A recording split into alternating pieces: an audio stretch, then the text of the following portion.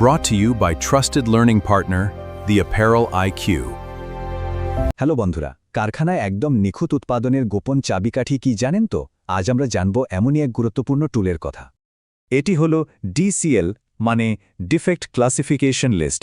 সত্যি বলতে এটি শুধু কোনো সাধারণ তালিকা নয়, বরং ত্রুটি ধরার এক দারুণ মাপকাঠি।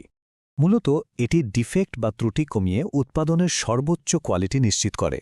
আচ্ছা, একটু ভেবে দেখুন তো, সঠিক DCL ছাড়া কি আদৌ শতভাগ নিখুঁত পণ্য তৈরি করা সম্ভব?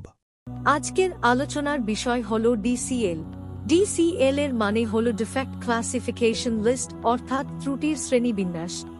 DCL এর মাধ্যমে আমরা বিভিন্ন প্রকার ত্রুটি সম্পর্কে ধারণা লাভ করি এবং ত্রুটিগুলোকে অবস্থান অনুযায়ী 3টি শ্রেণীতে ভাগ করে প্রোডাক্ট রিস্ক নিরূপণ করতে পারি।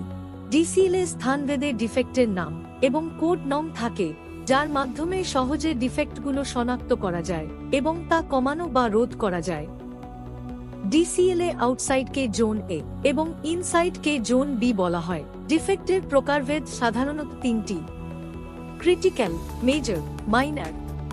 ক্রিটিক্যাল ডিফেক্ট এটি অগ্রহণযোগ্য ত্রুটি, গ্রাহকের সুরক্ষা ও স্বাস্থ্যের জন্য ক্ষতিকর হতে পারে। এটি প্রোডাক্ট কোয়ালিটির মারাত্মক অবনমন ঘটাতে পারে। মেজর ডিফেক্ট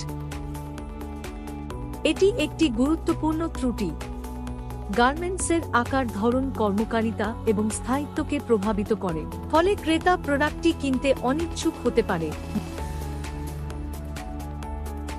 মাইনর ডিফেক্ট সাধারণত সুইং সেকশনের প্রসেসের সময় সাধারণ ভুল থেকে ঘটে।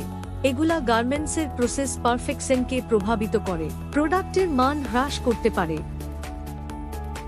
সুতরাং DCL সঠিকভাবে ব্যবহার করলে আমরা ডিফেক্ট রিকগনিশন এবং প্রোডাক্ট রিস্ক ডিসিশন উভয়ই কার্যকরভাবে করতে পারি। Created by IE Department.